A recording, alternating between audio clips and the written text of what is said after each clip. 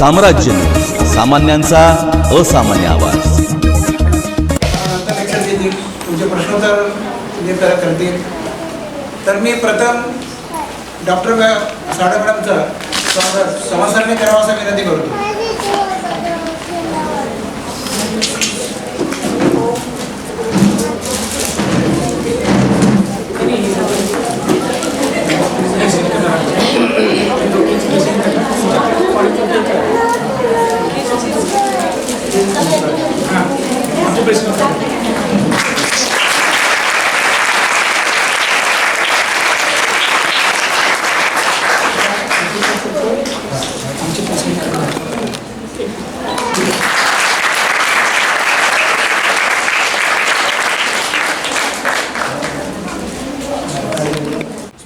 Swati madam त्यांच्याकडनं स्वागत करतो.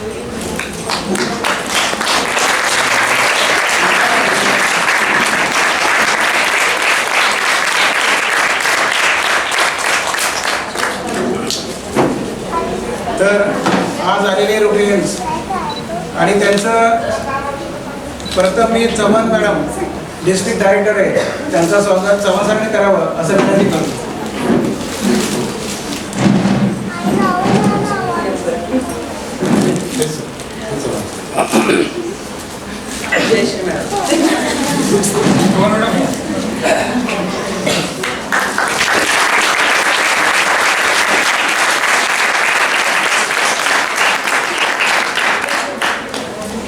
आणि त्याच्यामध्ये उपस्थित असलेले प्रेसिडेंट स्वाती मनसावाले मॅडम यांच्या सोबत चव्हाण सरांनी करावं असं विनंती करतो.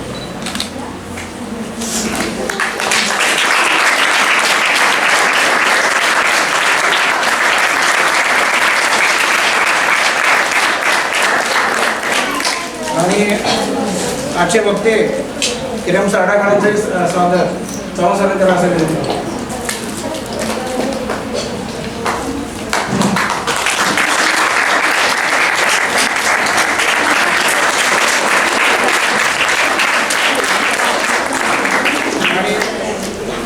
इथे उपस्थित असलेले श्री आशिष उपाध्याय सर यांचे स्वागत चव्हाण सरांनी करावं असं विनंती.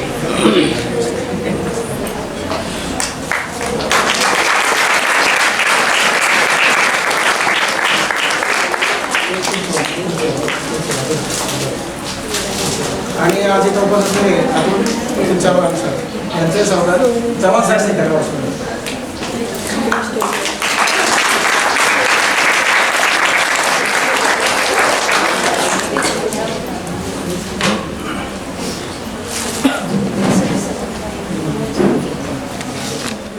कुठल्या पण प्रोसेस आहे त्याबद्दल थोडीशी माहिती पाहुण्यांना यासाठी म्हणून देतो. तर आमच्याकडे तर 2 वर्ष कोर्सेस आणि 1 वर्षीय कोर्सेस असं 2 प्रकारे कोर्सेस आमच्याकडे आहेत. 2 वर्षीय कोर्सेसमध्ये IT आणि ESM. IT मध्ये बेसिक IT शिकवलं जातं. तर इलेक्ट्रॉनिक्स मेकॅनिक्स याच्यामध्ये सुद्धा बेसिक इलेक्ट्रॉनिक्सबद्दलची माहिती दिली जातो. त्यानंतर डॉक्टर मेकॅनिकल पण 2 वर्षाचा कोर्स आहे की डॉक्टर मेकॅनिकल पार्ट जो असतात त्याचे ड्रॉईंग काढणं आणि इंजिनिअरिंग ड्रॉईंगबद्दलची पूर्ण माहिती देणं, ऑटोकॅडची माहिती देणं या डॉक्टर मेकॅनिकमध्ये शिकवलं जातं. त्यानंतर पेंटर जनरल म्हणून कोर्स आमच्याकडे आहे. जनरल पेंटर या पेंटिंगमध्ये पेंटिंग म्हणजे कार पेंटिंग किंवा बिल्डिंग पेंटिंग असेल तर या पेंटिंगबद्दलची सविस्तर माहिती तर आमच्या या ठिकाणी 2 वर्षीय कोर्समध्ये दिला जातो. त्यानंतर टेक्स्टाईल वेअर प्रोसेसिंग म्हणून एक कोर्स आहे 2 वर्षाचा. त्याच्यामध्ये टेक्स्टाईलबद्दल डाईंग, प्रिंटिंग आणि तुम्हाला टेस्टिंग, कापडावरचं डाईंग आणि प्रिंटिंग, टेस्टिंग असं टेक्स्टाईलबद्दल पूर्ण 2 वर्षीय कोर्स या ठिकाणी आपल्याला शिकवलं जातं. हे झाले 2 वर्षीय कोर्सेस. आणि 1 वर्ष कोर्समध्ये ड्रेस मेकिंग म्हणून कोर्स आहे. ड्रेसमध्ये कटिंग, जेंट्स आणि लेडीज यांचं कटिंग, स्टिचिंग ह्या जे बेसिक आहेत 1 वर्षाच्या कोर्समध्ये शिकवलं जातं. त्यानंतर फ्रूट्स आणि व्हेजिटेबल हा एक कोर्स आमच्याकडे आहे. त्याच्यामध्ये फूड्सबद्दलची जॅम, जेली, बिस्किट आणि पापड लोणचं असे 50 प्रकारचा जो आयटम्स आहे ते पूर्णपणे आमच्याकडे शिकवलं जातात. त्यानंतर एम्ब्रॉयडरी, तर एसओडी असं नवीन नाव आहे, सरफेस ऑर्नामेंट टेक्निशियन म्हणून, पण त्याला जो एम्ब्रॉयडरी म्हणूनच आहे, कापडावरचं एम्ब्रॉयडरी बाय मॅन्युअल आणि बाय मशिनरीज, हे दोन्ही जे कोर्स आहेत, म्हणजे हाताने सुद्धा ते एम्ब्रॉयडरी शिकवले जातात, मशीनद्वारे एम्ब्रॉयडरी शिकवले जातात, विथ बेसिक स्टिचिंग पण त्यामध्ये ते शिकवलं जातात, वेगवेगळ्या डिझाईन घेऊन. तो एक कोर्स आमच्याकडे आहे. आणि बेसिक कॉस्मॉलॉजी म्हणून एक कोर्स आहे, त्याला ब्युटी पार्लर कोर्स म्हणायचं. तर तो कोर्स एकदम फेमस आहे, गावात असल्यामुळे मुलीला पण जास्त आवडतो. तो एक कोर्स आहे आमच्याकडे, ब्युटी पार्लर कोर्स या ठिकाणी शिकवले जातात. अशा प्रकारे जे 9 कोर्सेस आहेत, साधारण 9 कोर्समध्ये 200 ते 250 मुली दरवर्षी आम्ही ॲडमिशन इथं देत असतो. आणि टोटल 2 वर्ष जर धरलं की जवळजवळ 450 मुली या ठिकाणी प्रशिक्षण घेत असतात. तर मी थोडक्यात माहिती ते दिलं, तर माझी थोडक्यात माहिती मी इथं संपवतो. आणि आजचा काय, जयश्री चव्हाण मॅडम रायला डायरेक्टर जे आहेत, अतुल चव्हाण सलाबचे AG आहेत, आणि आमचे रोटरीची सगळी टीम, आणि सगळ्यात महत्त्वाच्या तुम्ही, तुमच्याशिवाय काही शक्य नाही आहे.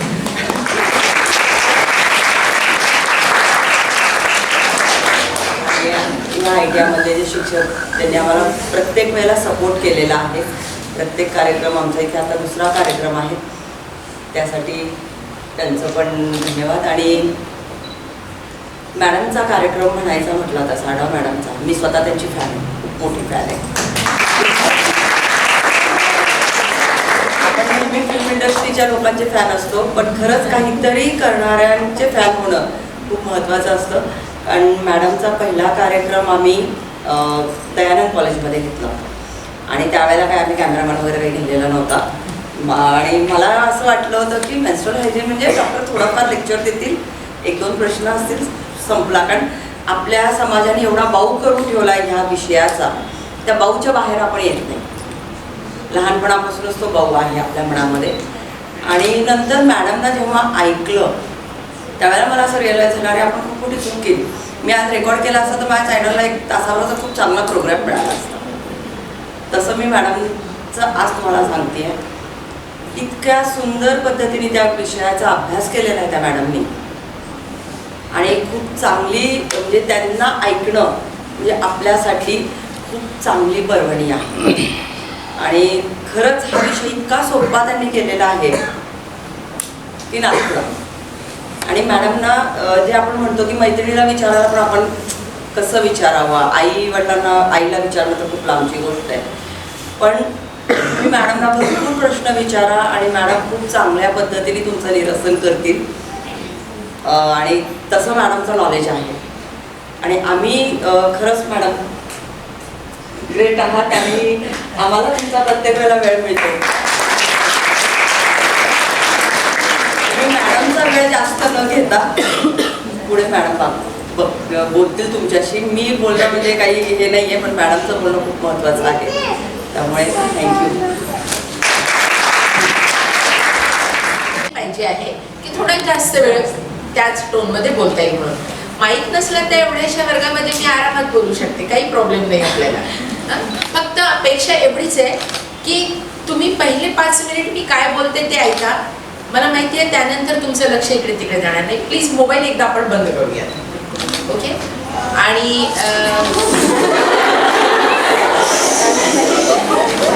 पहिले बंद करतो, सायलेंट बोलायला बंद करतो. चलो बंद कर.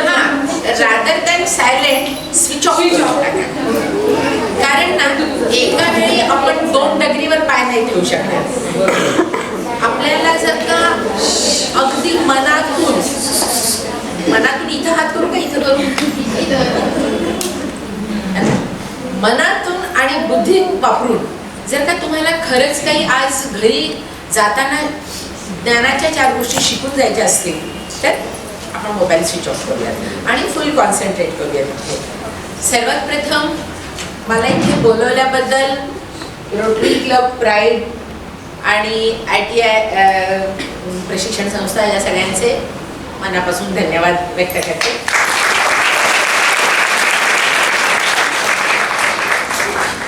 रोटरी प्राईडच्या president Rotarian Swati Mansawale madam यांनी खरंच माझं कौतुक इतकं केलं की मलाच असं दडपण आलं, बापरे आपल्याला खूप बोलावं. डिस्ट्रिक्ट रायला डायरेक्टर जयश्री चव्हाण मॅडम आणि आता बाकीचे तर लोक बाहेर गेलेले आहेत. मी सगळ्यांना तुम्हाला अभिवादन, सर्व मैत्रिणींना नमस्कार करून मी आपल्या कार्यक्रमाला सुरुवात करते. 11:27. सगळ्यात प्रथम मी कोण आहे ते तुम्हाला 1-2 मिनिटात सांगते. मी डॉक्टर किरण सारडा, स्त्री रोग तज्ज्ञ, मागची 28 वर्ष प्रॅक्टिस करते. एक स्त्रीला त्रासातून मुक्त करण्यासाठी मदत करते. सम्राट चौकमध्ये माझं हॉस्पिटल आहे आणि तुमच्यासारख्या छान छोट्या छोट्या मैत्रिणी माझ्याकडे भरपूर येत असतात. आमचं सगळ्यांशी ना मैत्रीचं नातं असतं. खूपदा असं होतं की कोणाला बोलावं, काय बोलावं, कसं बोलावं हे कळत नाही. तर तुमच्यासाठी एक सगळ्यात पहिल्यांदा एक गोष्ट सांगून टाकते मी, की तुम्हाला कुठलीही अडचण असेल आणि कोणत्या डॉक्टरकडे जावं स्पेशालिस्ट वगैरे कळत नसेल तर तुम्ही एक डॉक्टर तुमची जे पण कोणी सिनियर असतील, आई सांगेल किंवा मावशी वगैरे सांगेल त्याप्रमाणे एक डॉक्टर फ्रेंड तुम्हाला पाहिजे की सगळे प्रॉब्लेम तुम्ही त्यांना सांगा आणि ते तुम्हाला डायरेक्ट करतील कुठं जायचं ते. ओके, म्हणजे पूर्वीच्या जमान्यामध्ये जे फॅमिली डॉक्टरची संकल्पना होती त्याचं फार महत्त्व आहे.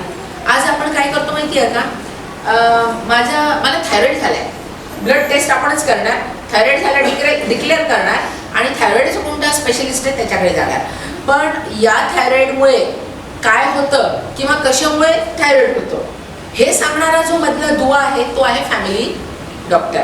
मग तो फॅमिली डॉक्टर कोणी असू शकतो, गायनेक असू शकतो किंवा फिजिशियन असू शकतो. तर ना एक बेसिक लक्षात ठेवा, एक डॉक्टर ज्या म्हणजे व्यक्तीला तुमची सगळी माहिती आहे असा एक डॉक्टर, तुमच्या फॅमिलीची सगळी माहिती आहे असा एक डॉक्टर आपण आता ठेवायची वेळ आलेली आहे. परत आज मला बोलण्यासाठी विषय दिलेला आहे menstrual hygiene and health care आणि त्याला संलग्न केलेला विषय आहे विमेन एम्पॉवरमेंट. विमेन एम्पॉवरमेंटचं समोर जिथं जातं उदाहरण मी आणि या मॅडम आणि या टीचर. आम्ही आपल्या पायावर उभे राहतोय, आम्ही काही करतोय. फक्त पैसे कमावणं म्हणजेच काही सगळं नाही, तर पैशासोबत बाकीच्या बऱ्याच गोष्टी आपल्याला कमवता आल्या पाहिजे. आणि माझ्या दृष्टीने कमवण्याची सगळ्यात महत्त्वाची गोष्ट ती म्हणजे हेल्थ. आरोग्य कमवायला आतापासून तुम्ही सुरू करा. तुम्हाला गंमत वाटेल, आरोग्य काय कमवलं जातं का? हो, आरोग्य कमवलं जातं आणि तेही या वयापासून सुरुवात करू. 20s मध्ये व्यायाम हा काही म्हाताऱ्या पोताऱ्यांनी करायचं हे नाही, गोष्ट नाही आहे. व्यायाम हा आतापासून आपण सुरू केला पाहिजे, बरोबर आहे. तर हेल्थ कमवण्यासाठी तुम्हाला काही बेसिक गोष्टी माहिती पाहिजेत. आता इतकं अथांग सागर आहे हे, तर मी सुरुवात काय करते माहिती का, स्त्री पुरुषापासून वेगळी होणारी एक गोष्ट म्हणजे मेन्स्ट्रुएशन, बरोबर आहे. स्त्रीचं स्त्रीत्व म्हणजे मेन्स्ट्रुएशन. आता मेन्स्ट्रुएशन म्हणजे मासिक पाळी. मासिक पाळीबद्दल बोलायचं म्हणलं तर मला म्हणजे असं मी पाहिलेलं आहे की बाजूला बसलेल्या मैत्रिणीला सुद्धा सांगत नाहीत की पोटात दुखते म्हणून किंवा मला खूप जास्त ब्लिडिंग होते आहे म्हणून. मग कोणीतरी असं विचारल्यानंतर आपण ओपन होतो आणि मग बोलतो की मला हो पोटात दुखतं. काल नाही आली कॉलेजमध्ये, शाळेमध्ये का नाही आली विचारल्यावर पाळी आली होती किंवा आंटी आली होती, असे कोड लँग्वेज आपण बोलतो, बरोबर आहे ना. रेड पेन लीक होत होता, असल्या गोष्टी मला सुद्धा आठवतं आमच्या शाळेत असताना आम्ही बोलायचो. पण जेव्हा मी गायनेकोलॉजिस्ट झाले तेव्हा मी काही गोष्टी कोणी न विचारता करायला सुरुवात केली. त्यातली एक पहिली गोष्ट, लग्नाच्या वेळी त्या मुलीला तिने कसं तिचं वैवाहिक जीवन सुरू करावं आणि अननेसेसरी अबॉर्शन्स होऊ देऊ नयेत किंवा बाकीच्या गोष्टीतून कसं सेक्सचा एन्जॉय करत पण प्रेग्नन्सी न राहू देता कसं तिने राहिलं पाहिजे हे मी तिच्या कानात सांगायचे रिसेप्शनमध्ये. माझ्याकडे लवकर ये, मी तुला छान प्लॅन करून देते. आणि अशा हजारो मुली आहेत ज्यांनी 1 वर्ष प्लॅन पण केलं, त्यांच्या वयानुसार 1 वर्ष 2 वर्ष 6 महिने प्लॅन पण केलं आणि त्यानंतर त्यांना 2-2 मुलं बाळं पण झाली आणि ऑपरेशन पण केलं. कारण मागची 28 वर्षात मी हे सगळं केलेलं आहे. तर मुलींनो, खूपदा ना पाळीबद्दलच बोलायला आपण घाबरतो, तर सेक्स या शब्दाचा उच्चार सुद्धा करताना लाज वाटते आपल्याला आणि आपण बोलूच शकत नाही या विषयावर. मी मेन्स्ट्रुएशन म्हणजे काय हे एक अत्यंत बेसिक गोष्ट आहे. मी फार रॅपिडली तुम्हाला सांगते, अगदी 2 मिनिटामध्ये. मासिक पाळी म्हणजे काय असते की सर्वसाधारणपणे मुलगी शहाणी होणे. 12 ते 14 वर्षामध्ये मुलगी शहाणी होते. म्हणजे काय तर तिचं युटेरस पूर्ण तयार होतं, तिच्या नळ्या अंडाशय तयार होऊन फंक्शनिंग सुरू होतं. मग त्याच वेळेस तिच्या ब्रेस्टचा आकार वाढायला लागतो आणि त्यानंतर तिच्यामध्ये शरीरामध्ये काही बदल होतात, केस येतात. आता पहा, हे बोलताना ना मला हा मुलगा माणूस इथे उभा आहे, मला काही प्रॉब्लेम नाही आहे, कारण मी पुरुषांना पण बोलते ह्या गोष्टी. आणि आपल्याकडे कसं टाबू आहे की आपण पुरुषांना बाहेर काढून देतो, बरोबर आहे. तुमच्यापैकी एक कोणीतरी मुलीने हात वर करून मला सांगा की जिने पाळीमध्ये पोट दुखते म्हणून तिच्या बाबांना सांगितलंय. Very good. फार फार महत्वाची आणि चांगली गोष्ट आहे. मुलींनो, काय होतं माहितीये का, बाबा हा असा प्राणी आहे की जो तुमच्या त्रासाची ताबडतोब काळजी घेईल. आणि आईकडे युजली कसं उत्तर असेल, अगं काही होत नाही, असं सहन करायचं.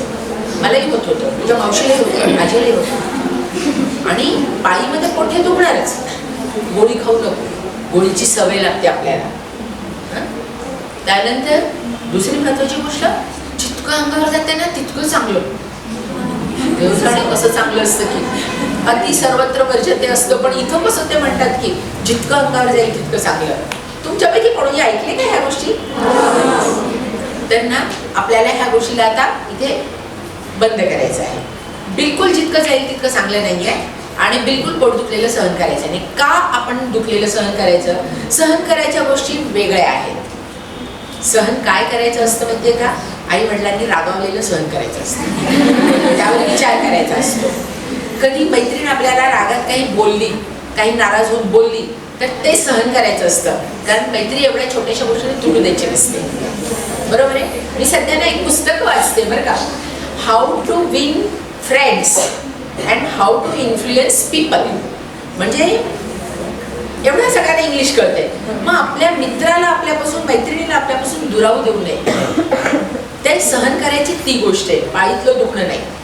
मग तुम्ही काय कराल, पाळीत ज्याला दुखतं त्यांनी फक्त हात वर करा.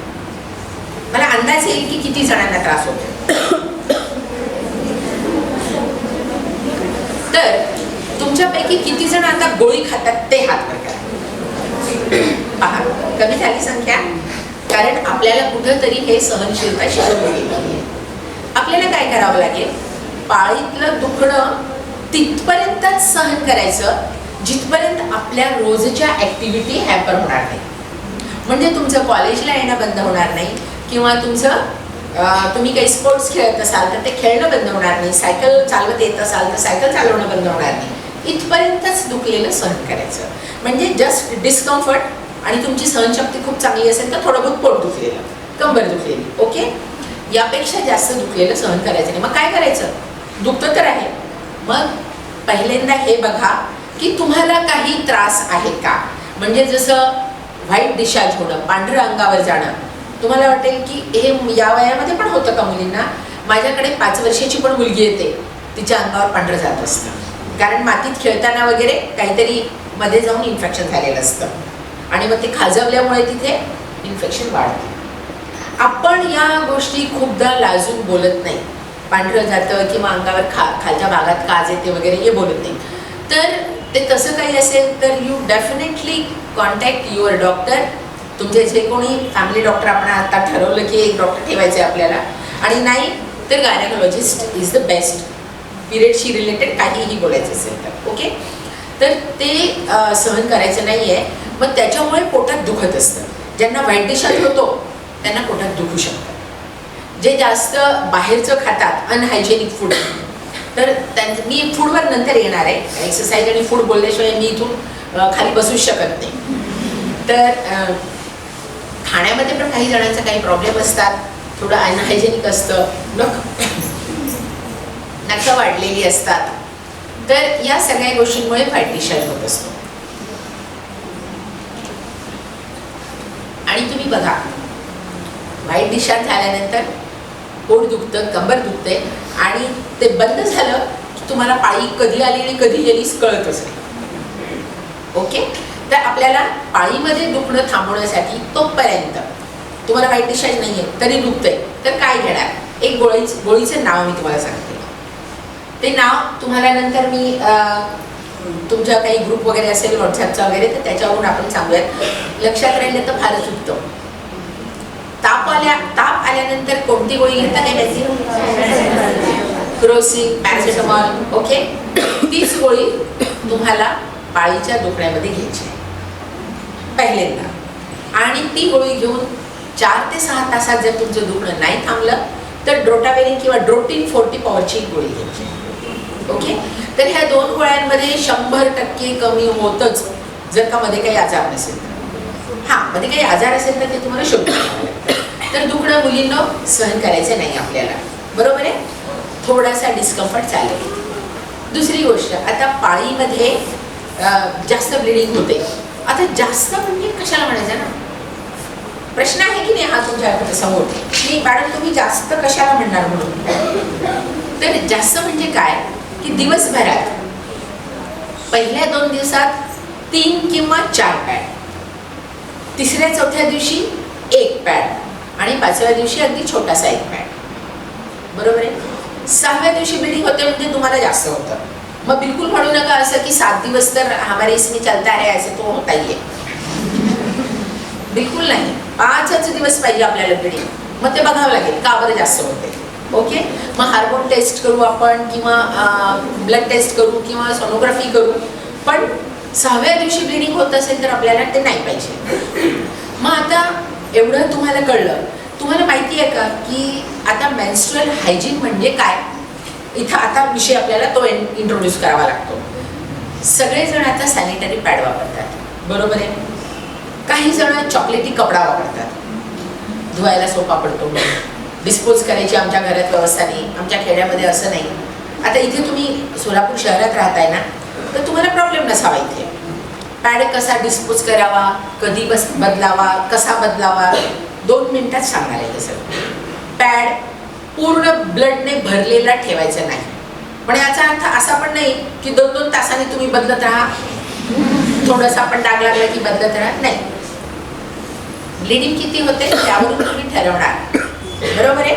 मग दिवसात 2 लागतील, 3 लागतील किंवा पहिल्या 2 दिवसामध्ये 4 पर्यंत पण चालेल. पॅड भरला पाहिजे. पॅड कोणता वापरावा? ज्याचं कव्हर कॉटनचं आहे. तुम्हाला काय माहिती का, आता सध्या मला काही विस्परला अपोज करायचं नाही किंवा मी काही विस्परचे अपोनंट नाही आहे, पण त्यांनी जो कव्हर दिलाय ना तो सिंथेटिक आहे. आणि तो सिंथेटिक कव्हर काय करतो, तुम्हाला ड्राय फील देतो, म्हणून मुलींना तो फार आवडतो. पण मला असं सजेस्ट करायचं आहे की सिंथेटिक कापड त्या नाजूक जागेला इतका कंटिन्युअस 5 दिवस ठेवणं हे चांगलं नाही. त्याच्यामुळे खूपदा वल्वल कॅन्सर म्हणजे त्या जागेचा कॅन्सर सुद्धा व्हायला लागलेला आहे. आता डायोक्सिन फ्री पॅड मिळतात, खूप महाग आहेत ते, पण मी म्हणते ठीक आहे आपल्याला डायोक्सिन फ्री नाही तर नाही, निदान कॉटन कव्हरवाला ते घ्या, ते तर आपल्याला परवडतं. स्टे फ्री सेक्युअर म्हणून मी वापरायची, त्याचं कव्हर कॉटनचं असतं. तर कॉटन कव्हर असलेलं पॅड वापरायला पाहिजे. पॅड यूज करण्यापूर्वी कंपल्सरी हात तुमचे स्वच्छ धुतलेले पाहिजे. हात धुण्याचं महत्त्व कोणी शिकवलं आपल्याला, बरोबर आहे. आणि त्यामुळे हात धुतल्याशिवाय पॅड बदलायचं नाही आणि पॅड डिस्पोज केल्यानंतर पुन्हा हात धुतल्याशिवाय दुसऱ्या कामाला लागायचं नाही, हे कंपल्सरी. खूपदा काय होतं माहिती का, पॅड बदलताना कशाला लागतो, माझे हात स्वच्छच येतात का नाही, हात धुवायचा, बदलायचा, पुन्हा हात धुवायचा, ही दिस इज द सिस्टम. पॅड कुठे डिस्पोज करायचा, कसा डिस्पोज करायचा? टॉयलेटमध्ये कधीही फ्लश करायचा नाही. कारण टॉयलेट ब्लॉक होतात आणि मग अशी काही माणसं असतात की जे सॅनिटायझेशनचं काम सगळं करणारे, त्यांना ते उचलावे लागतात रस्त्यातून, कचऱ्यातून, टॉयलेटच्या ह्याच्यातून किंवा गटारीमधून.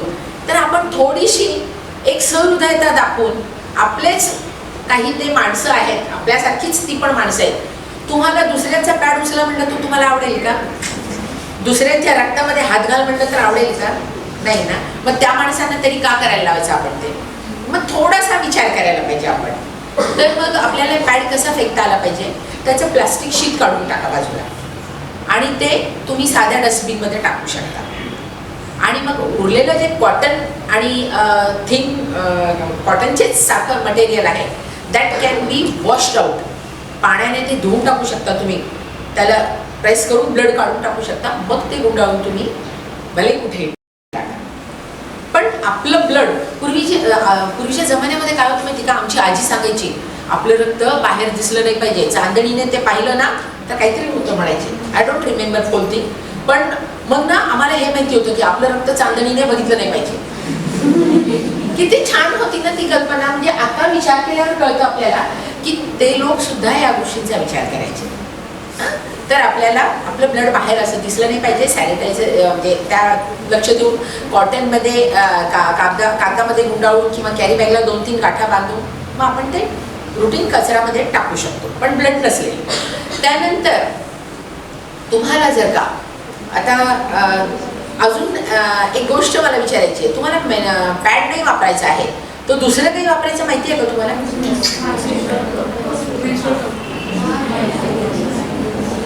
एक्झॅक्टली. मी हे मुद्दाम दाखवण्यासाठी आणलं, मागच्या वेळेस विसरले होते मी एकदा. मी हे दाखवण्यासाठी आणलंय की हा मेन्स्ट्रुअल कप आहे. आता खरं तर ना जी आपल्या भारताची जगाची पॉप्युलेशन आपण 50% मानूयात स्त्रियांची. पूर्ण पॉप्युलेशनच्या 50% स्त्रिया आहेत आणि त्याच्यामधल्या रिप्रोडक्टिव्ह एज ग्रुपमधल्या म्हणजे मेन्स्ट्रुएशन काय साधारण आपण 15 पासून 45 पर्यंत बघूया. म्हणजे या वयोगटामधल्या स्त्रियांचा आकडा अबब असं वाटावा एवढा मोठा आहे आणि ती प्रत्येक स्त्री महिन्यामध्ये कमीत कमी 10-15 पॅड वेस्ट करते. 5 पासून 15 पॅड ती टाकते. हा कचरा इतका टनावारी झालाय की हा जर का सगळ्या जगाचा आपण उभा केला तर वर्षभरात ते चंद्रापर्यंत पोहोचेल. इतका कचरा व्हायला लागला, ह्याला डिस्पोज करता येणं झाले आपल्याला आता. मग म्हणून काय केलं आपण, आता सगळं इको फ्रेंडली करतोय, बरोबर आहे ना. आपण झाड तोडू नयेत म्हणून टिश्यू पेपर वापरायचे नाही म्हणतो. आपण झाड तोडायचे नाहीत म्हणून पेपर तयार करण्यासाठी ते थांबावं पेपर वर्क म्हणून आपण ऑनलाईन पेपरलेस वर्क करतोय. गव्हर्नमेंट सुद्धा ह्याला प्रमोशन करते. म्हणजे तुम्ही ऑनलाईन बिल भरलं तर तुम्हाला काहीतरी 5%, 2% तुम्हाला असं हे दाखवलं जातं की तुमचं बेनिफिट होईल म्हणून, बरोबर आहे. अशा इन्सेंटिव्स देत आहे सरकार सुद्धा आपल्याला. तर आपल्याला म्हणजे हे निसर्गाच्या जास्त चांगलं काय आहे, इको फ्रेंडली काय आहे, तर हा कप इको फ्रेंडली आहे. हा सिलिकॉनचा बनलेला असतो. याच्यामध्ये 3 साईजेस असतात, स्मॉल, मीडियम आणि बिग. आणि हा तुम्ही वजायनामध्ये फिट करायचा असतो. अशा प्रकारे हे करून वजायनामध्ये फिट करायचा असतो. थोडा बहुत पेन होतो बसवताना, पण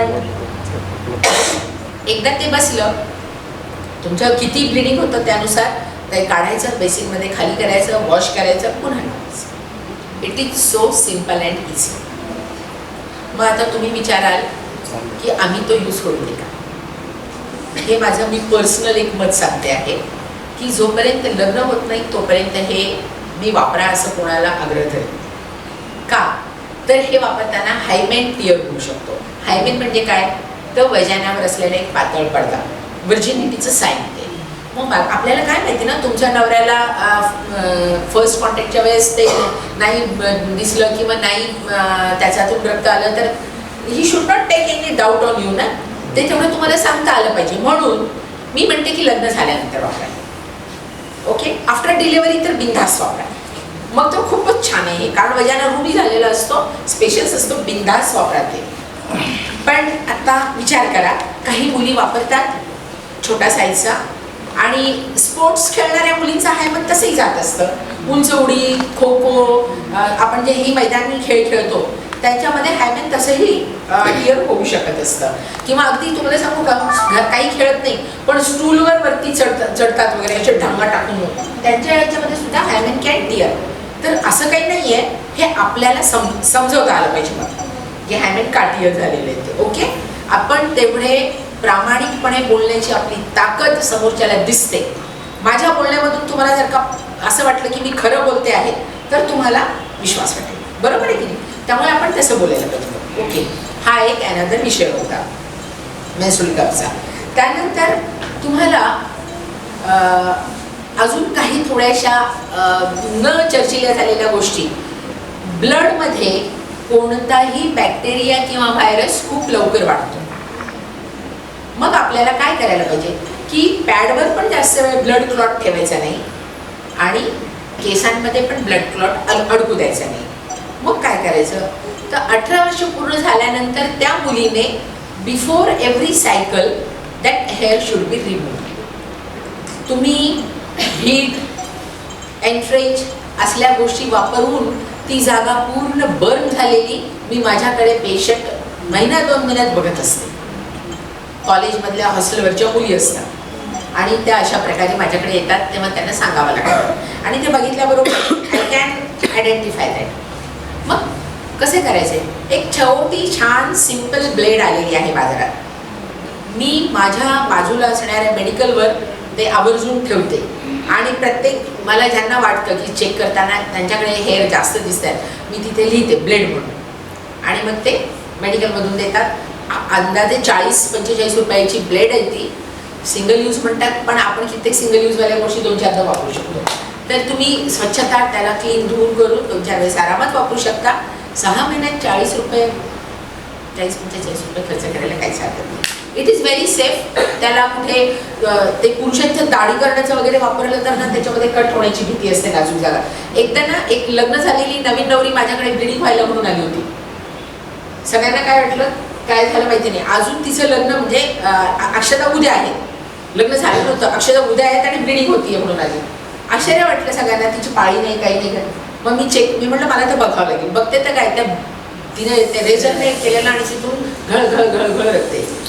तर असं काहीतरी चुकीचं करू नये. लाजून आपल्याला कोणाला विचारावं कळत नाही, कोणाशी बोलावं कळत नाही म्हणून असं काही करू नका.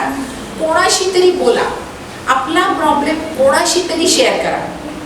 आणि ना इतक्या आतल्या गोष्टी आपण बाबांशी नाही बोलू शकतो तर आईशी नक्कीच बोलण्या इतकी आपली आईबरोबर मैत्री पाहिजे. आईला तर ना काही पण बोलता आलं पाहिजे आपल्याला.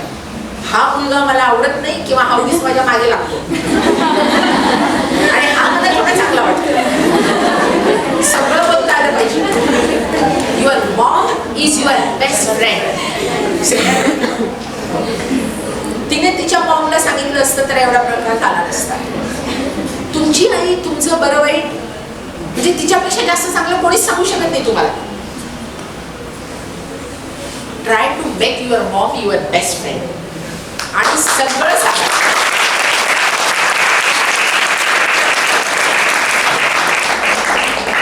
मी माझ्या आईला आजही सगळं सांगते. काहीही माझ्या हातनं चुकलं, मी आज सासूला बोलायला नको पाहिजे होतं पण मी बोलले बघाशी, मला रागच आला. शी विल पुल मी डाऊन. बेटा ज्या स्त्रीचा नवरा एक्सपायर झालेला आहे तिला तू बिलकुल नाही बोलायला पाहिजे. हा जाऊ दे, तू सारखं हेच बोलते, तुला मी हेच सांगणार आहे, तुला हे करावंच लागणार. मम्मा तेवढी फॉर्म असते आणि नंतर फोन ठेवल्यानंतर मी पण शांत विचार करते. ठीक आहे ना, सासूबाईंना आवडत नव्हतं ना तर कशाला मी घालून जायचं अशा प्रकारचा ड्रेस.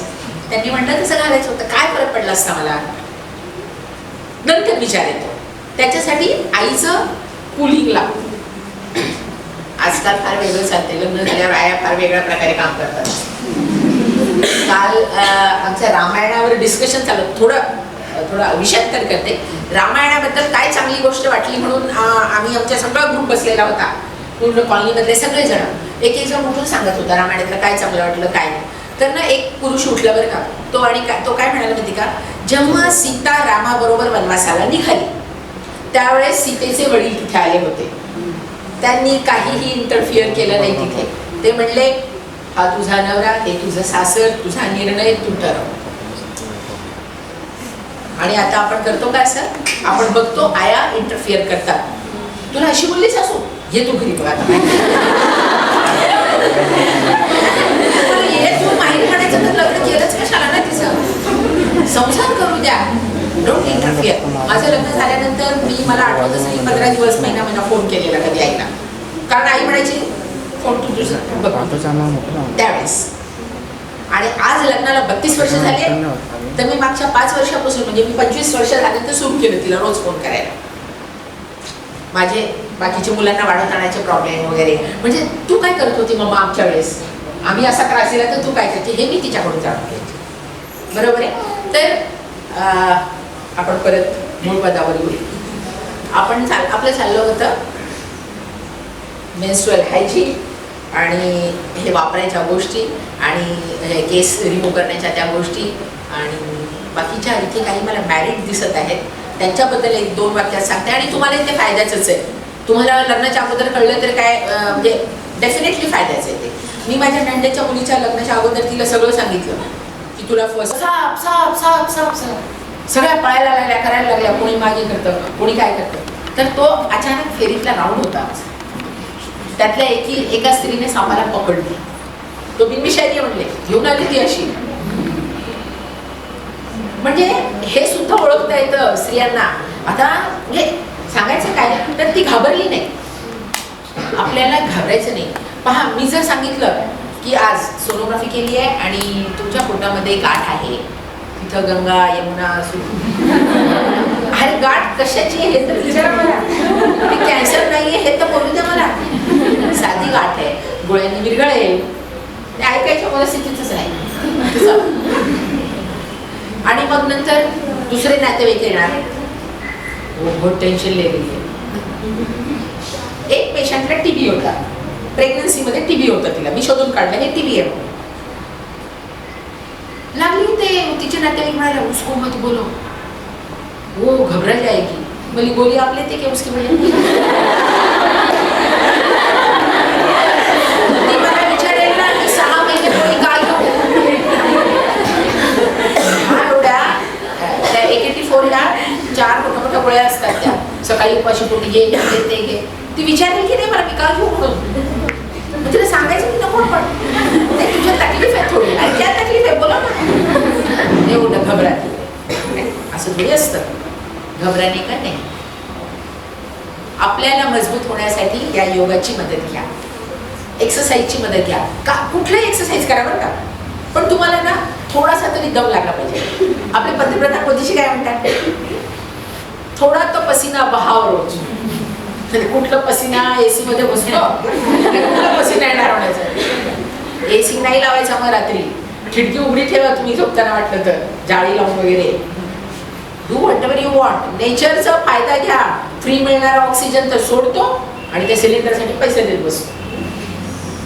तर आपल्याला निसर्गातल्या काही गोष्टींचा व्यवस्थित वापर करता आला पाहिजे, आपल्याला मजबूत बनता आलं पाहिजे. मला आता जाता जाता मोह आवडत नाहीये आपल्या पंतप्रधानांबद्दल बोलायचा. काल जे राम मंदिरची तिथे प्राणप्रतिष्ठा झाली त्याच्यासाठी स्वतःला सिद्ध करायचं होतं. तुम्ही कोणी कोणी पाहिला का त्या टीव्हीवर प्रोग्राम, कोणी पाहिला काय म्हणजे त्यांना 3 दिवस उपवास करायला सांगितला तर त्यांनी 11 दिवस उपवास केला. 3 दिवस म्हणजे जमिनीवर झोपायला सांगितलं चटईवर, ते 11 दिवस झोपले आणि थंडगार पाण्याने ते अंघोळ करतायत. रामेश्वरमध्ये अशा थंडीमध्ये प्रत्येक तिथे ना, म्हणजे मला आठवतं मी गेलेली आहे तिथे, प्रत्येक विहिरीतून ते पाणी देतात, ते आपण डोक्यावर घ्यायचं असं असतं तिथे.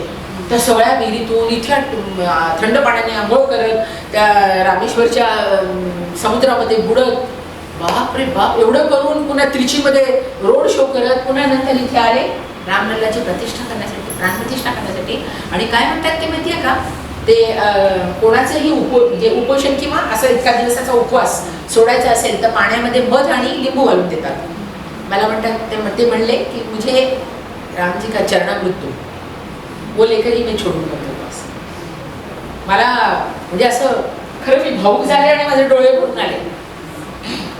देशासाठी कोणी माणूस असा पण करू शकतो का, आपल्या घरासाठी. आणि एवढं भाषण तुम्ही विचार करा, 2 दिवस नाही जेवलं तर आपली काय हाल होतात. मला खरं ह्यांचं सुद्धा कौतुक वाटतं, कसे रोजे ठरतात ते. Really great. मैं एक दिन सोचूंगी कि पानी बिना पानी का रहना है पॉसिबलच नाही. मी 3 पाणी प्यायले सारखी. Really great thing. आणि ते लोक इतके म्हणजे व्यवस्थित सगळं ते पाळतात ते ना. माझ्याकडे शकील नावाचा एक मुलगा होता. मी त्याला म्हणायचे, शकील इतका पळापळ करतोस, तुला नाही का रे तहान लागत? तो म्हणे, मॅडम पाणी तर सोडा, मी थुंका सुद्धा घेत नाही. म्हणजे मला खरंच ग्रेट वाटतं माझ्यासाठी तो मुलगा काम करण्याला. तर असं असतं. आपल्याला फक्त कसं आहे माहिती का, जगामधल्या चांगल्या गोष्टी बघण्याची आपल्याला दृष्टी पाहिजे. तर गोष्ट होती व्यायामाची. दोरीवरच्या उड्या, सूर्यनमस्कार, ताड बसा नाही का, दोरीवरच्या उड्या, सूर्यनमस्कार किंवा अजून तुम्हाला हवा तो व्यायाम. ओके, कसं असतं मी सांगते तुम्हाला. एक आपण आता छोटासा ना एक प्रयोग करणार आहे. सगळेजण हात आपला असा तिरपा पुढे करा. डाव्या हाताचं इंडेक्स फिंगर म्हणजे हे पहिलं तर्जनी बोट पुढे करा.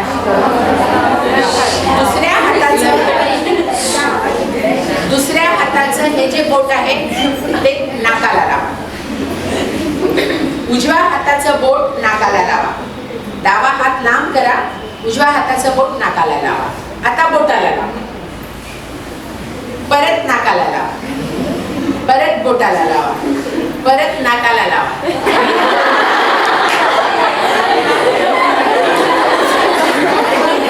तुम्ही ऐकतच नाही.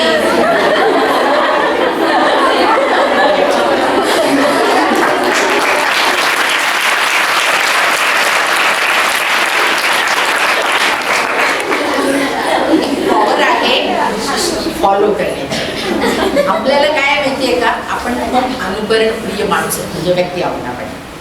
आपण काय बोललं जातंय ऐकतच नाही. सवय झाली, बोलतेच आहे की आई काय बोलतेच ती काय करते हे आपण फार लवकर फॉलो करतो. आणि त्यातल्या त्यात चांगल्या गोष्टी नाही, वाईट गोष्टी पहिले फॉलो. ओके नाही. मी आता तुम्हाला व्यायाम करा हे बोलते का, मी केलं आहे. मी आज सपट बोलते आणि माझ्या चेहऱ्याकडे बघा, मी अत्यंत प्रामाणिकपणे बोलते. माझी पॉवर जर तुम्हाला बघायची असेल तर या माझ्याबरोबर पंजा खेळून.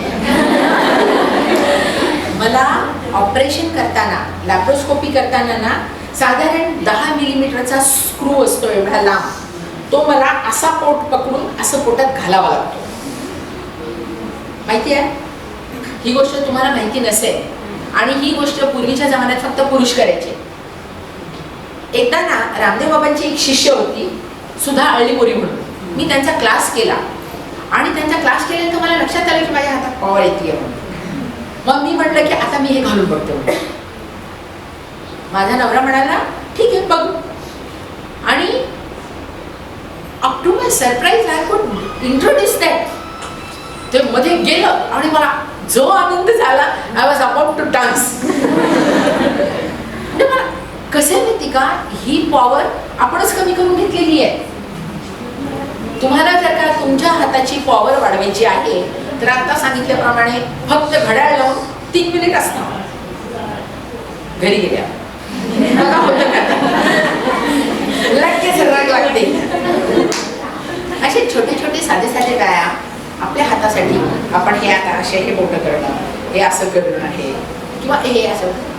आपण बसलेले असताना तुम्ही जेवढे तुमचे जॉईंट मूव्ह कराल ना तेवढं त्या प्रत्येक जॉईंटमध्ये सायनोव्हियल फ्लुइड तयार होतं. आणि सायनोव्हियल फ्लुइड तयार झालं ना की मग त्याचं स्मूथ फंक्शनिंग चालू होतं. गुडघ्याचा त्रास किती लवकर होतो लोकांना.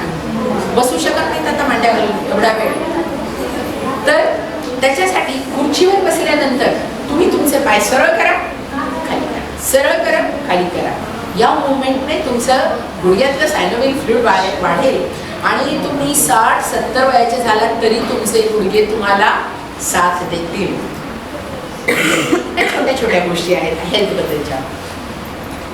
डाएट. आपण सगळेजण डाएट कॉन्शियस आहोत. डाएट बद्दल आपल्याला सगळ्यांना सगळं कळतं. म्हणून पेशंट जेव्हा म्हणते की वजन कमी होत नाहीये, मी काय खाऊ, तर म्हणते ते मी काय सांगू, तुम्ही ठरवा. आणि आपण काय खाल्लंय हे लोकांना नका सांगू. कारण काय होतं माहिती का, ती पेशंट मला हमखास म्हणते मैं कुछ भी नहीं खाती फिर भी वजन बढ़ता है. मला काय कळलंच नाही. म्हटलं तू कुछ भी बैंक में पैसे मत डालो, बैंक में बढ़ेंगे क्या तुम्हारे पैसे? नहीं ना, ऐसी बैंक है ये, इधर डालो तो ही बढ़ेगा इधर. तर मला कळत नाही फक्त की कशातून किती कॅलरीज चालल्या आहेत. मग तुम्हाला थोडासा अवेअरनेस आणावा लागेल. आता तर आपला हा गुगल बाबा आहे आपल्याला माहिती द्यायला आणि तुमचा डॉक्टर करेल. तर तुम्ही ना थोड्याशा कॅलरी कमी असलेल्या गोष्टी, आता तुम्ही ना मुली तुम्ही छान सडपातळ आहात, वय वर्ष 25, यावेळेस तुमचं जे वजन असेल ते वजन जर का तुम्ही आयुष्यभर ठेवू शकला तर तुम्ही जिंकला. 5-10% इकडे तिकडे होणार. मी पण 36 किलोची होते, आता 56 झाले आहे. पण माझ्यासोबतही काही चुकीच्या गोष्टी घडल्या. सगळ्यात पहिली गोष्ट, डिलिव्हरी नंतर ना मला खूप तूप खाऊ घातलं गेलं. मी इतकं म्हणजे लाडू, बुंद के लड्डू खाऊ आणि काम काहीच करायचं नाही म्हणलं मला.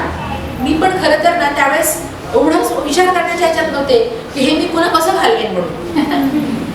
आजी आणते खाल्लं, नानी लाई, फिर मम्मी लाई, मामी लाई. काय तर रोटीमध्ये ठुस ठुस के तूप असं त्याला बाहेर ओघळ येईपर्यंत, आणि हे खा तुला दूध चांगलं येईल. मान्य आहे मला दूध खूप चांगलं आलं, पण हे झालं ना आजही जात नाहीये मध्ये.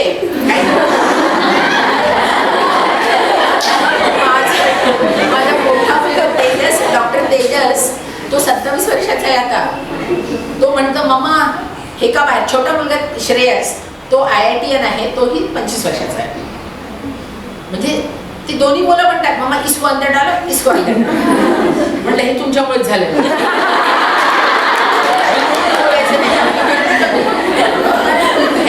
ह्याची जिम्मेदार तुम्हीच आहे.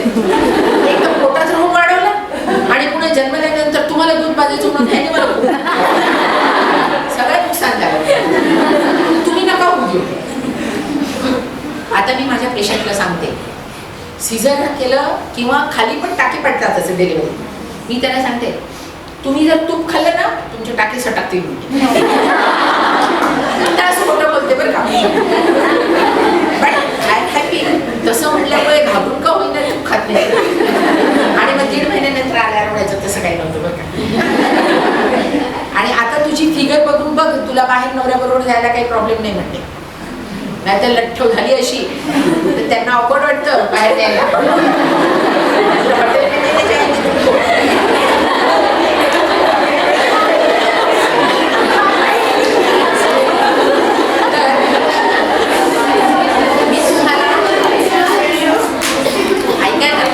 मी तुम्हाला खूप लवकर जागा केले बरं का. You should say thank you to me for दिस.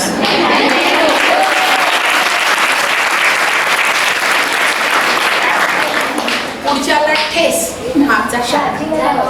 ठीक आहे, तर हे एक मला खूप सांगावंसं वाटत असतं. जे माझ्या बाबतीत चुकलं ते तुम्ही नका चुकू देऊ, राईट. त्यानंतर मग आता डाएटबद्दल बोलायचं आपल्याला. कॅलरी बिलरी सगळं झालं. डायबिटीस किती जास्त होतोय भारतामध्ये माहिती आहे तुम्हाला? तुम्ही 6 माणसं एकत्र जमवा, त्यातल्या एकाला डायबिटीस आहे. तो आयदर प्री डायबिटिक किंवा डायबिटिक. आणि काही जण खूप चालाखच सांगतो का, माझे पेशंट मला त्याच्यावरून मला अनुभव आहे. आता उद्या आपण ब्लड शुगर चेक करू. झालं ते आज काहीच खात नाही, शुगर एकदम डाऊन. मला चक्कर यावी त्यांची शुगर बघून. काय बात, एवढा हायपोग्लायसेमिया कसा काय? मग आता आम्ही पण हुशार झालो. आम्ही नवीन टेस्ट शोधून काढली, HbA1c. मागच्या 3 महिन्यात तुमची शुगर कशी होती आम्हाला कळते. तुम्ही चेकिंग करू शकत नाही आम्हाला, त्यामुळे मी शुगर तपासायचं बोलतच नाही आता.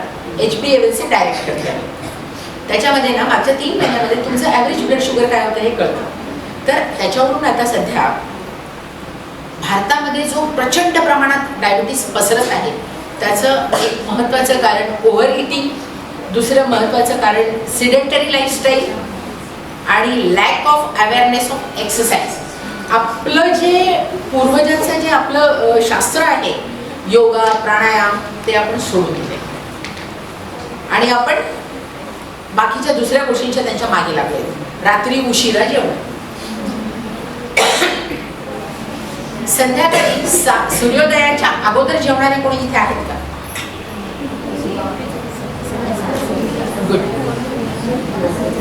त्यांची एक खूप जैन लोकांची मला ही खूप चांगली गोष्ट वाटते.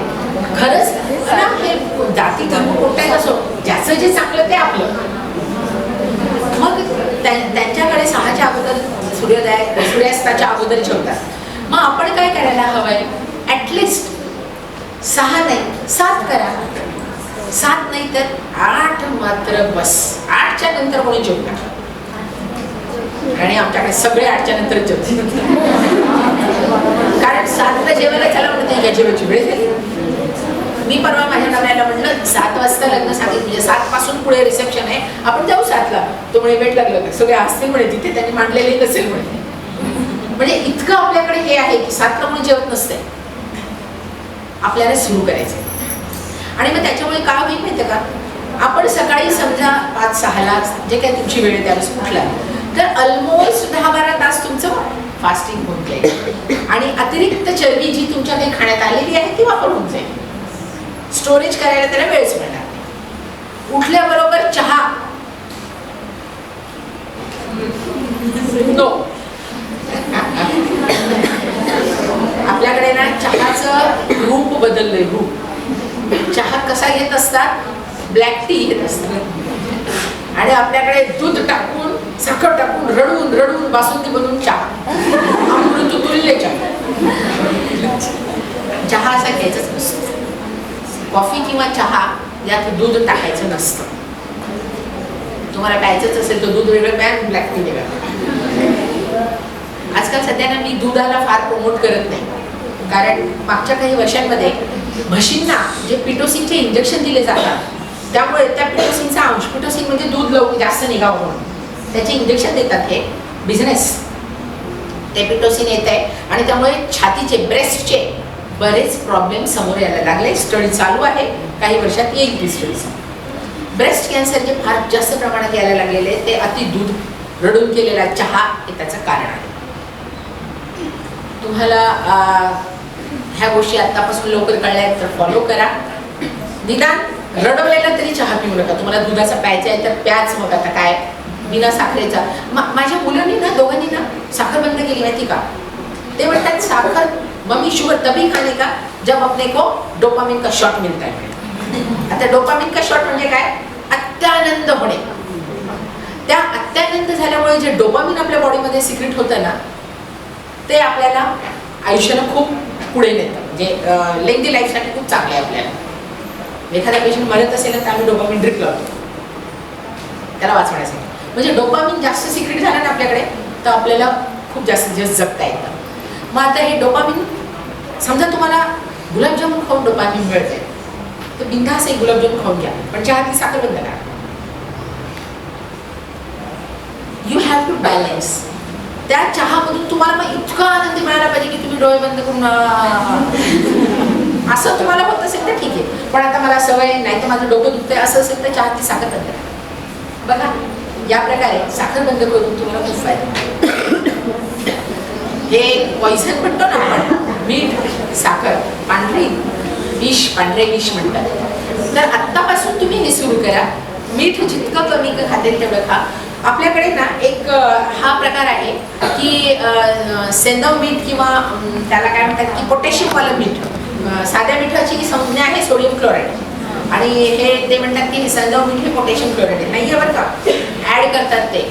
मी सगळं स्टडी केलं कारण माझी मुलं ना प्रत्येक गोष्टीला प्रमाण दाखव, कुठे ते दाखव म्हणतात. मग ते वाचावं लागतं मला. पोटॅशियम क्लोराईड त्यात फक्त थोड्या प्रमाणात आहे, पूर्ण पोटॅशियम क्लोराईड नाहीच आहे. त्यामुळे कुठलंही मीठ तुम्हाला जर का बीपी होऊ द्यायचं नाही तर खाऊ नका. वेफर्स खाऊ नका, पुडक्यातले अन्न खाऊ नका. Pizza, burger, manchurian, vada pav once a while ठीक आहे. असं आपण मानूयात की संडेला ते तुम्ही खाऊ शकता. संडेपेक्षा जास्त रोजच्या रोज आज जेवायला मिळत नाही म्हणून वडापाव घेतला किंवा काही खाल्लं असं करू. आपली जी रोजी म्हणजे काय म्हणतात रोटी चपाती हे जे आहे दॅट इज दी बेस्ट.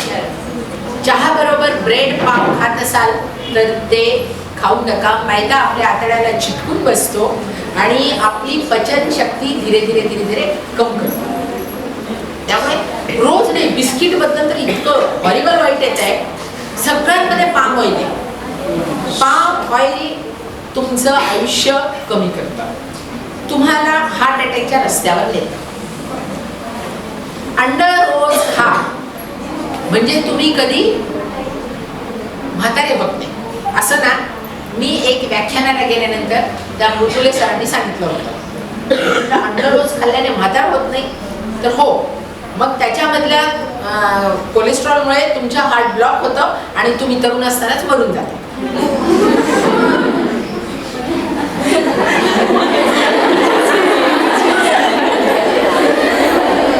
उशिरा कळतो हा जोक कधी कधी. तर कुठलाही अतिरेक करू नका, कोणत्याही गोष्टीचा अतिरेक करू नका. हे रोज खाल्लं ते रोज खाल्लं वन्स भाई खाणं एक चांगलं आहे, त्यातले काही प्रोटीन्स खूप चांगले आहेत, पण रोज नाही ना. आता तर चपाती सुद्धा रोज खायची नाही आपल्याला. एक वेळेस चपातीच्या ऐवजी कधीतरी नुसती भाजी खायची आहे. फनी वाटते तुम्हाला, पण मी करते आहे हे सध्या, आणि इतकी मजा येते ना, त्या भाजीची छान चव येते. चपातीमुळे उलट ती डायल्यूट होते. मी बाहेर जेवायला गेल्यानंतर नान घेऊन खातच नाही, ओनली सब्जी करायला लागले मी. तुम्ही पण करून बघा हे, जे पण खायचं. ब्रेस्टमध्ये गाठ ही अगदी साधारणपणे 14 वर्षाची मुलीपासून आणि मुलांमध्ये पण. ब्रेस्ट कॅन्सर दोघांनी होऊ शकतो. छातीतली गाठ कशामुळे होते हे अद्याप 100% नाही क्लिअर आहे, पण काही विटॅमिनच्या कमीमुळे होते. जसं उदाहरणार्थ विटॅमिन ईच्या कमीमुळे फायब्रोइडोसिस नावाची गाठ होते, किंवा दूध नाही पाजलं, एखाद्या सिस्ट, एखादी त्याच्यामध्ये दुधाची सिस्ट बनून तशीच मध्ये राहिली तर ती गॅलॅक्टोसिल म्हणून तशीच गाठ होऊ शकते. कॅन्सरची गाठ सगळ्यांनाच माहिती आहे. पण तुम्हाला एक गोष्ट सांगू शकतो मुलींनो, 100 गाठींची मी पेशंट तपासते तर त्यातल्या 80 गाठी फक्त नॉर्मल नसतात, 20 गाठी फक्त डरावण्या असतात, 80% गाठी ह्या नॉर्मल असतात. I am one of the person on breast committee, national breast committee. आमची डॉक्टरांची जी राष्ट्रीय स्तरावरची ब्रेस्ट कमिटी आहे, मी त्याची मेंबर आहे. आणि मला ब्रेस्टवर बोलण्यासाठी खूप ठिकाणी बोलवलं जातं. मी ब्रेस्ट कसं चेक करायचं स्वतःचे स्वतः हे पण शिकवते. तुम्हाला एकदम सोप्या भाषेत सांगते की पाळी होऊन गेल्यावर 5व्या दिवशी जेव्हा तुम्ही हेडबाथ वगैरे घेता आणि आंघोळ करत असता त्यावेळेस तुम्ही 3 बोटांचा पॅड करून ह्या दोन्ही हाताच्या 3 बोटांनी तुम्ही स्वतःची ब्रेस्ट डावी आणि उजवी दोन्ही चेक करायला पाहिजे. तुम्हाला फॅसिलिटी अवेलेबल असेल तर आरशासमोर उभं राहून तुम्ही दोन्ही साईडचे ब्रेस्ट नॉर्मल सेम साईजचे आहेत ना हे बघायला पाहिजे. तुम्हाला जर का असं वाटलं की आपल्या ब्रेस्टचा आकार विनाकारण वाढायला लागला आहे तर तुम्ही इमिजिएट कॉन्टॅक्ट करायला पाहिजे डॉक्टरांना. निप्पलला थोडासा हलकासा प्रेस करून बघायला पाहिजे की काही लिक्विड तर त्यातून येत नाही आहे ना. तर ह्या 2-4 गोष्टी तुम्ही तुमच्या करा आणि तुम्हाला नाही कळलं तर you can contact your doctor. मी मागे 300 बायकांना, हे एका कार्यक्रमात 300 लेडीजना 5-5चा ग्रुप घेऊन शिकवलं. साधारण 3-4 तास चालला तो कार्यक्रम, पण त्या सगळ्यांनी शिकवलं मी की कसं स्वतःची ब्रेस्ट चेक करायची असते. आता तुम्हाला भोग नाही आली आणि तशाच बसल्या आहेत असं नाही करायला पाहिजे, कारण त्याच्यामध्ये आतमध्ये तुम्हाला पॉलिसिस्टिक ओव्हरीसारखा त्रास होऊ शकतो. म्हणजे अशा ही गोष्ट नाही पाळी आली तर काय झालं बरं झालं असं नाही आहे, कारण पुढच्या तुमच्या ओव्हरीच्या फंक्शनसाठी ते योग्य नाही. त्यामुळे 1.5 ते 45 दिवस लास्ट समजायचा, आणि अगदी कधीतरी ठीक आहे की 2 महिने नाही आली असं त्याला रेग्युलर करून घे. त्याचं थायरॉइड वगैरे चेक करून घ्यायचं असतं. खूप तर थायरॉइडच्या प्रॉब्लेममुळे पाळी इरेग्युलर होते. एक वाक्यात सांगायचं तर PCO हा ओव्हरीचा आजार आहे आणि सध्या त्याचा मुलींमध्ये खूप बहु केला गेला आहे. जेवढं की ते काही नसतं. जोपर्यंत तुम्ही खूप लठ्ठ नाही आहेत, तुम्हाला इथे दाढीला केस आले नाही आहेत, मिशी आली नाही आहे, इथे तुमचं पूर्ण काळं झालं नाही आहे, ते डेंजरस गोष्टी. डेंजर म्हणजे तुमचं इन्शुलिन रेझिस्टन्स व्हायला लागलं. तुम्हाला हार्मोनल इम्बॅलन्स होता होता इन्शुलिन रेझिस्टन्स व्हायला लागले, ते चांगलं नाही आहे. पण साधं PCO, काल अशी छानशी मस्त दिसणारी 50 किलो वजन असलेली, तिला PCO म्हणून 24 वर्षाची मुलगी, किती ट्रीटमेंट दिली तिची. 1 lakh she expended somewhere to take out that cyst. जरा थोडंसं म्हणजे हे वाटलं की नाही व्हायला पाहिजे होतं असं. औषध गोळ्यांनी नीट होणारा त्रास आहे. वजन नाही वाढू दिलं. तुम्ही खाण्यापिण्याचे हे सगळं पूर्ण ना डायटरी आणि सिडेंटरी लाईफस्टाईल जर टाळली, डायटरी कंट्रोल म्हणजे काय म्हणतात त्याला, आपले हे लाईफस्टाईल डिसिजेस आहे. PCO हा लाईफस्टाईल डिसीज आहे. तुम्ही दिवसभरात इतकं पाणी प्या की तुम्हाला 8 वेळेस तरी निदान लघवी व्हायला पाहिजे. ती ही व्हाईट म्हणजे स्ट्रॉ करायची, एवढं पाणी प्या. मग मला कोणाला सांगायचं नाही मी खूप पाणी पिते वगैरे, काय गरजच नाही. 8 वेळेस झाली का लघवी 24 तासात तुम्हाला तेवढं पाणी. ठीक आहे. This is literally shocking for me also. They were not aware. Now I told what is MC, what we say them MC. They were not aware of that whole word. But today I was not aware so many things. But you have done the wonderful job in that. Thank you so much, ma'am, and you are very good speaker, doctor as well as a very good speaker. Thank you so much, everyone.